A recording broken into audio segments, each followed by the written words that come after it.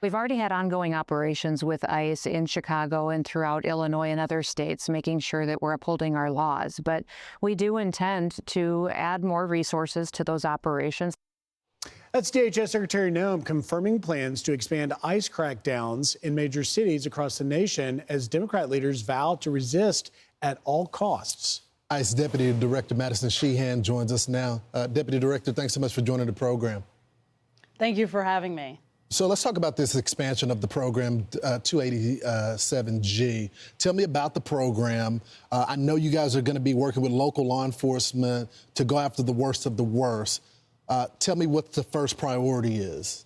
Absolutely. So the 287G program is really a historic opportunity for ICE to be able to have a force multiplier with state and local law enforcement. We've had fantastic partnerships with Republican governors all over the country, sheriffs all over the country, and local police departments. And recently we've announced that we're going to be giving out historic funding to state and local law enforcement through President Trump's big, beautiful bill. This is of reaffirming the commitment that Secretary Noem and President Trump has made to state and local law enforcement, that if you're going to come out and you're going to work with ICE, we are going to support you not only with resources, but also financially, and make sure that you have the support that you need for your officers to go out in the street and get the worst of the worst out of your communities.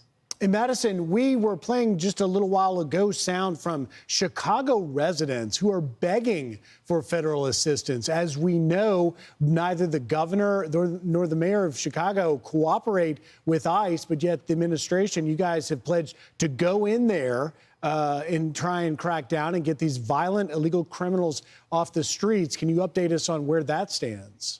Absolutely. Well, as you all know, oftentimes these Democrat-run cities are the ones who need ICE the most. And the men and women of ICE, Secretary Noem and President Trump will not be deterred by Democrat members of Congress, of governors, and of local leadership who are saying they will not work with ICE. The men and women of ICE will continue to go after the worst of the worst. We will go into communities and we will enforce immigration law as it's written. We have the support of Secretary Noem, who understands the importance of working with state and local leadership. But if these Democrat-run cities don't want to work with us, we will continue to go into these cities, and Chicago is another great example of that. So just quickly, I know you don't want to get ahead of the secretary or any plans with a timeline on Chicago, but is it fair to say then that Chicago is going to see a crackdown, whether they want it or not? Look, we are going to be going into the toughest cities in America, protecting the American people, choosing to put the American people first every single day. We will remove rapists, murderers, and traffickers from the streets in order to protect the American people. So what's the latest on the threat level against your officers? We saw overnight a clash with the protesters in Portland. They were attacking your officers. What are you guys doing on the ground to make sure they have the support that they need? Look, we're seeing historic threats against ICE officers, but that's not going to deter us. We will continue to go after these criminals, these alien criminals that have wreaked havoc on the American people over the last 4 years. And we will continue to support our ICE officers, making sure they have the tools and resources they need to be successful. We will work with them to protect their family, whether it's from doxing or the threats that we see against them on a daily basis. The men and women of ICE are some of the most highly trained law enforcement officers in the country, and the director and I, Secretary Noem and President Trump, will continue to support them every single day that they are out working and removing the worst of the worst from this country. Hey, Madison, let's talk a little bit about the gubernatorial race in Virginia. I've covered there in D.C., in the Northern Virginia area, Fairfax, Sanctuary City, Arlington, Sanctuary City. And now the Democrat candidate, Abigail Spanberger, is basically saying she wants to rescind any cooperation that Governor Youngkin wanted. She says in a statement the idea that we would take local police officers, local sheriff's deputies in amid all the things that they have to do, like community policing or staffing our jails or investigating real crimes so that they can go and tear families apart. That is a misuse of those resources. Your reaction to Spanberger's really guarantee that she's going to try and not cooperate? Well, Governor Youngkin has been a fantastic partner to the men and women of ICE. We work with him every day. I recently had a great phone call with him where he continued to express his support for the men and women of ICE.